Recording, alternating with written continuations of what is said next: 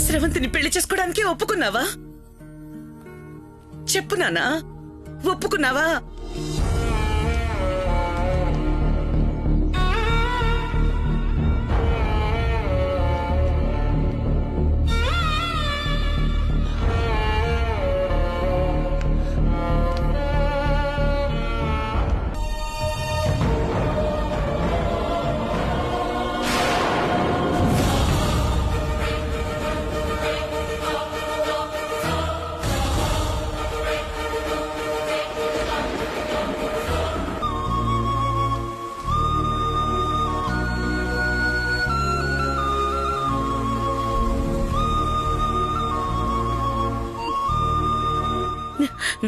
నాన్నా, నాకు తెలుసు నాన్నా, ఈ అమ్మ కోసం నువ్వు ఏమైనా చేస్తావని నాకు తెలుసు. చాలా సంతోషంగా ఉంది నాన్న, చాలా సంతోషంగా ఉంది.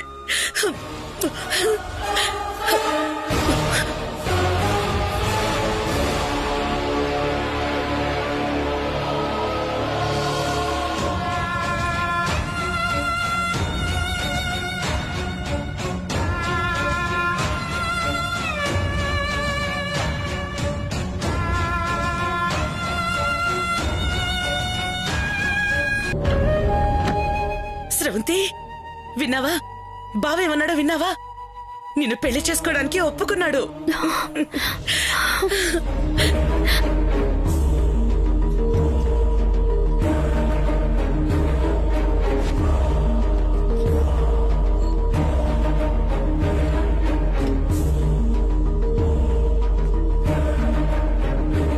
ఇప్పుడు మీ పెళ్లికి ఏ ఆటంకం లేదు. అంగరంగ వైభవంగా జరిపిస్తాను. నా కోరిక తీరబోతోందమ్మా స్రవంతి, నా కోరిక తీరబోతోంది. రారా, ఇక్కడ నిలబడు.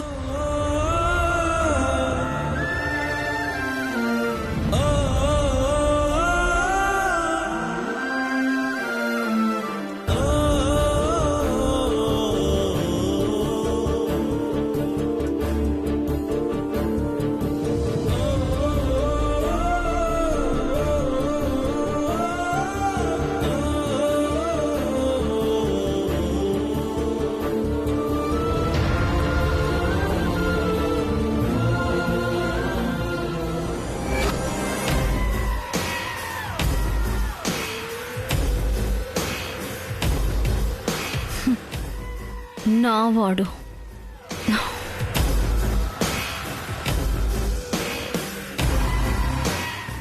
మీ ఇద్దరిని ఇలా చూస్తుంటే నా దిష్టి తగిలేలా ఉంది.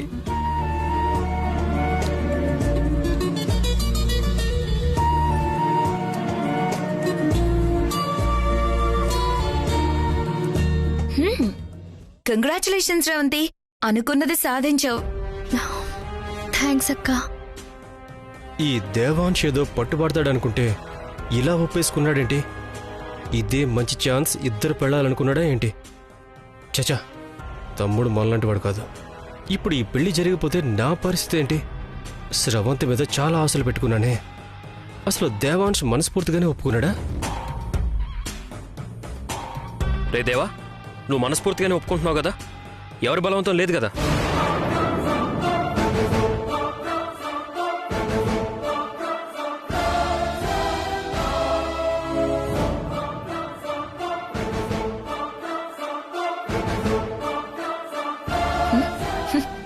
ఇది బాగుందండి, మీరు అడగడం చాలా బాగుంది. ఇక్కడ ప్రాణాలు తీసుకుంటానని పట్టుబడుతోంటే తమ్ముణ్ణి ఎలాగోలాగా ఒప్పించాల్సింది పోయి ఇష్టమేనా అని అడుగుతున్నారు. ఇంకా నయం, వైదేహిని అడిగారు కాదు.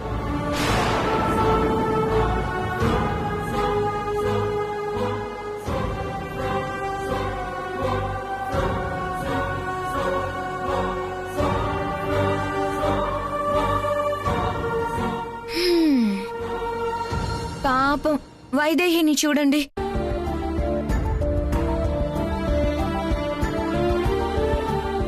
చూడండి, మొహంలోనే ఇంత సంతోషం కూడా లేకుండా పోయింది.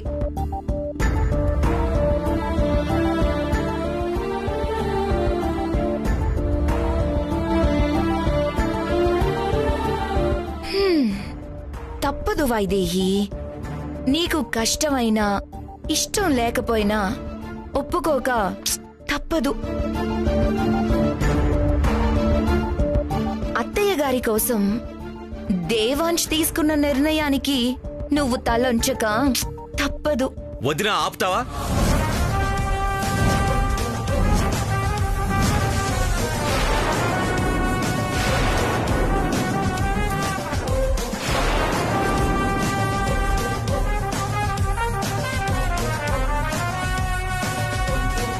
నా నిర్ణయానికి తను తల వంచడం కాదు, నేనే తన మాటకి విలువిచ్చి ఈ పెళ్లికి ఒప్పుకున్నాను.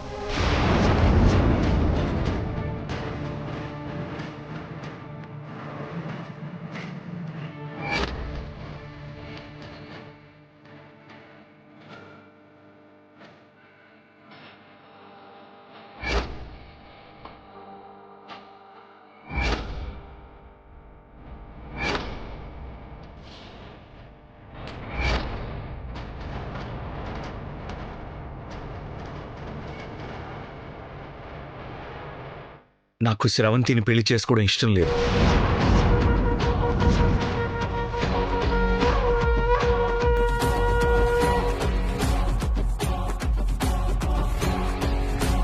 ఆ ఆలోచన కూడా నాకు లేదు.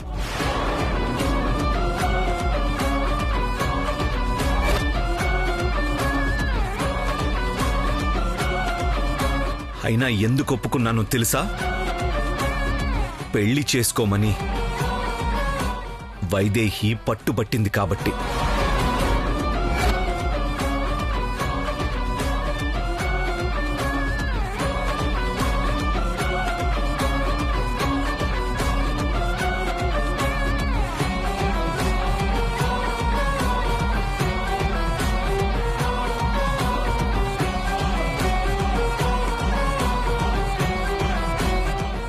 అవునమ్మా, నాకు అస్సలు ఇష్టం లేదు. ఇప్పటికి కూడా వైదేహి ఒప్పించడం వల్లే ఒప్పుకున్నాను. తనంటే అంత గౌరవం, అంత ప్రేమ.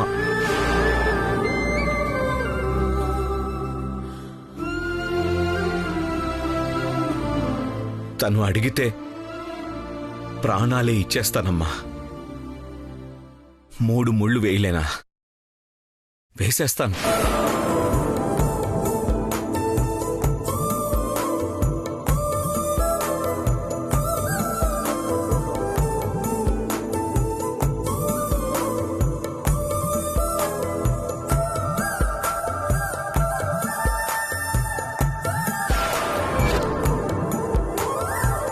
వైదేహిని మాత్రం ఏమీ అనొద్దు. ఈ క్షణం ఈ ఇంటి కోసం ఎవ్వరైనా స్వార్థం లేకుండా ఆలోచిస్తున్నారు అనంటే అది వైదేహి మాత్రమే.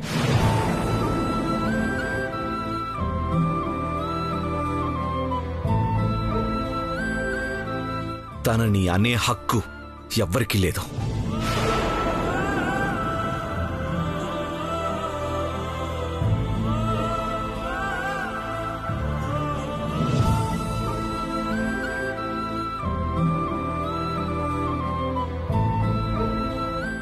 అమ్మ వైదేహి, నువ్వొప్పించావా?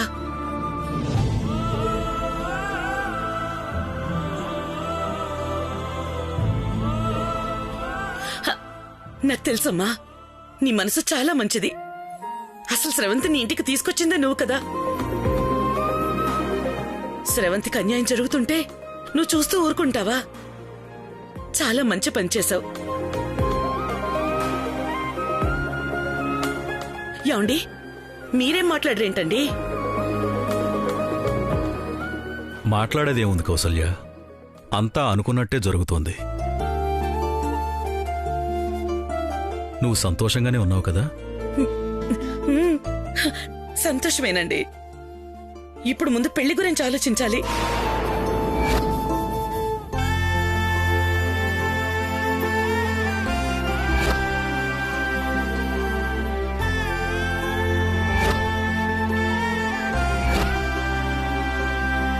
పంతులు గారిని ఇప్పుడే రమ్మని చెప్పండి. దగ్గరలో ఏదైనా ముహూర్తం ఉంటే జరిపించేద్దాం.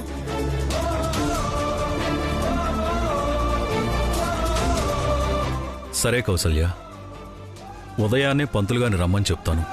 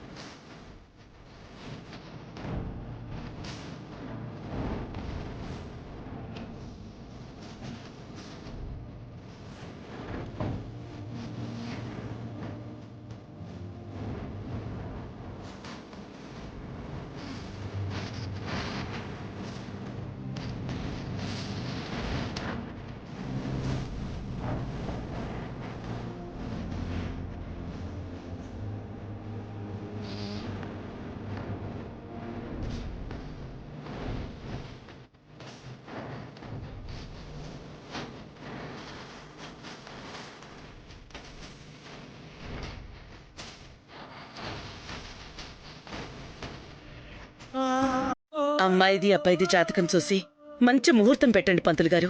అలాగేనమ్మా.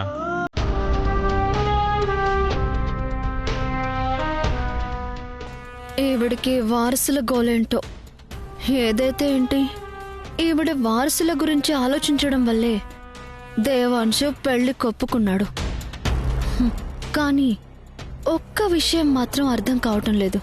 వైదేహి దేవాంశుని ఎందుకు పెళ్లి కొప్పించింది?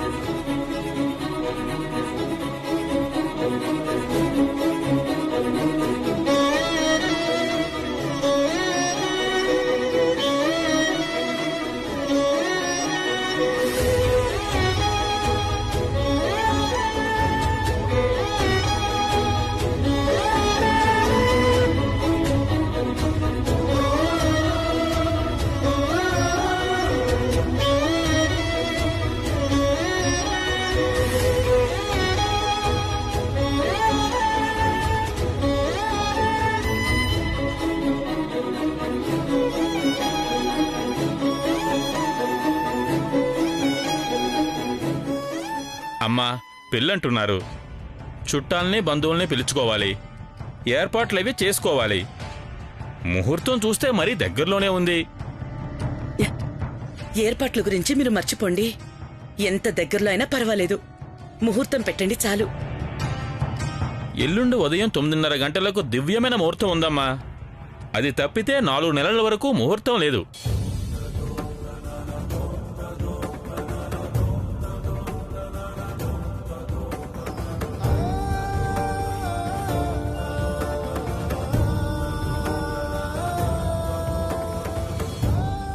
లేదు లేదు, ఎల్లుండి ముహూర్తమే ఖాయం చేసేయండి.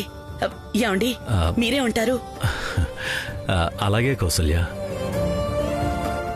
ఎలాగూ దగ్గర వాళ్ళను మాత్రమే పిలిచి పెళ్లి చేద్దాం అనుకుంటున్నాం కాబట్టి ఎల్లుండైనా పర్వాలేదు. ఆ ముహూర్తమే ఖాయించేయండి పంతులు గారు. పంతులు గారు విన్నారు కదా, మీరు పెట్టేసేయండి. అలాగే రాజావారు.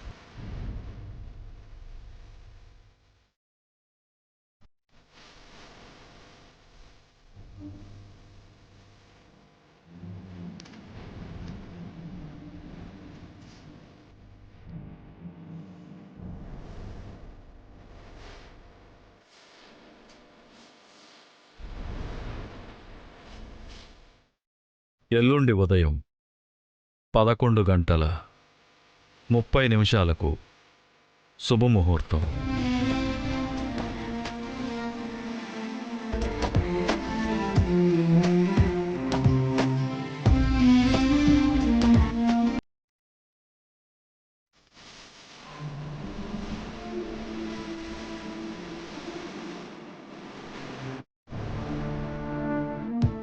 శతమానం భవతి శతాయుః పురుషస్య తేంద్రియాయుష్యేవేంద్రియే ప్రతిధిష్టతి.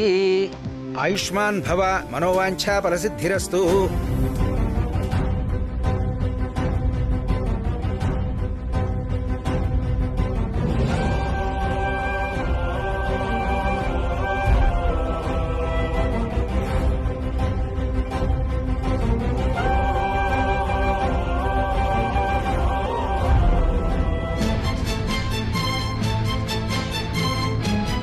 ఏంటో, ఒక భార్య ఉండగానే ఇంకో భార్యకి ముహూర్తం పెట్టాల్సిన పరిస్థితి. అంతా దైవేచ్ఛ. ఇక నుంచి వీడు నావాడు, వీడు నావాడు.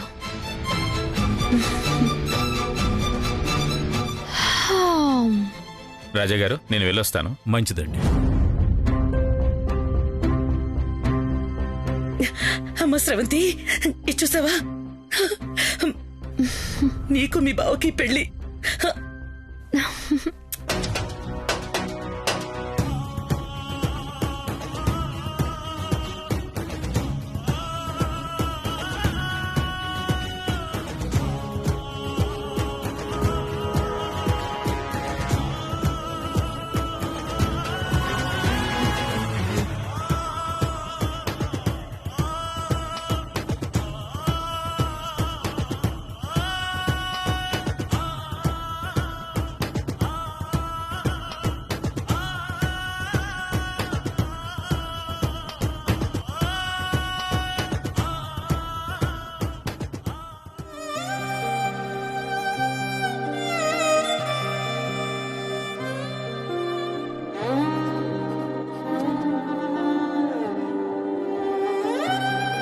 ఎల్లుండి ఉదయం 9:30 దివ్యమైన ముహూర్తం ఉందమ్మా. అది తప్పితే 4 నెలల వరకు ముహూర్తం లేదు.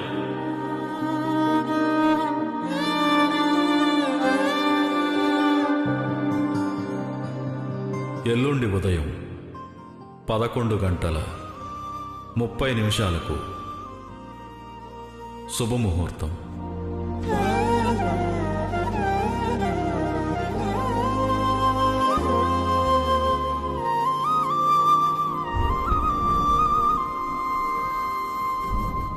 లోకల్లో ఏ ఆడదానికి ఏ భార్యకి రాకూడని పరిస్థితి నాకొచ్చేలా చేశావేంటి రామయ్య? నా భర్తని వేరే పెళ్లి చేసుకోమని నేనే ఒప్పించాల్సి వచ్చిందంటే అంతకన్నా దారుణం ఇంకేముంటుంది?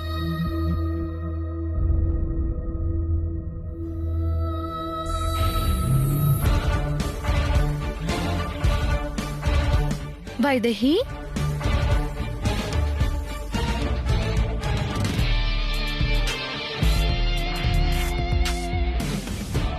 నీ దరిద్రాన్ని ఆ రామయ్యతో చెప్పుకుంటున్నావా? బాగుంది. మొహంలో ఆ బాధ, కళ్ళల్లో ఆ నీళ్లు, అబ్బా ఇంకా ఇంకా బాగున్నాయి. కానీ నువ్వున్న పొజిషన్కి నెత్తి నోరు కొట్టుకుని ఏడుస్తావని ఊహించాను వైదేహి. కానీ నీకేంటి, కళ్ళల్లో నీళ్లు తప్ప ఒక్క కన్నీటి చుక్క కూడా రావట్లేదు. అబ్బా, కోపం. నా మీద పీకల దాకా కోపం ఉంది కదా, చంపేయాలన్నంత కసి కూడా పుడుతుంది కదా. కానీ ఏం చేస్తాం, పాపం ఏమీ చేయలేని పరిస్థితి అయిపోయింది. అయినా ఇంతవరకు నువ్వు ఏదంటే అదే చేసేదానివి కదా. ఆస్తి ఇవ్వకుండా చేయాలనుకున్నావు, చేసేసావు. శోభనం జరగకుండా ఆపాలనుకున్నావు, ఆపేశావు. కానీ ఈసారి ఏంటి, అంతా రివర్స్ అయిపోయింది. పెళ్లి జరగకుండా ఆపుతానని నువ్వే దేవాంష్ని పెళ్లి కొప్పించావేంటి?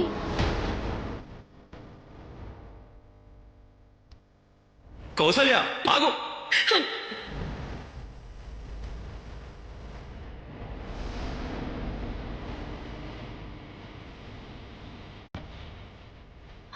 నేనేదో ప్లాన్ చేశాను. దేవాంశ్ నా భర్త అవుతాడని చాలా నమ్మకంతో ఉన్నాను. కానీ నువ్వే దేవాంశ్ నొప్పిస్తావని మాత్రం అస్సలు ఊహించలేదు. దేవాంశ్ పెళ్లి కొప్పుకోవడమే కిక్కిచ్చే విషయం అనుకుంటే నువ్వు ఒప్పించావు చూడు, ఆహా, అది ఇంకా కిక్కిచ్చే విషయం.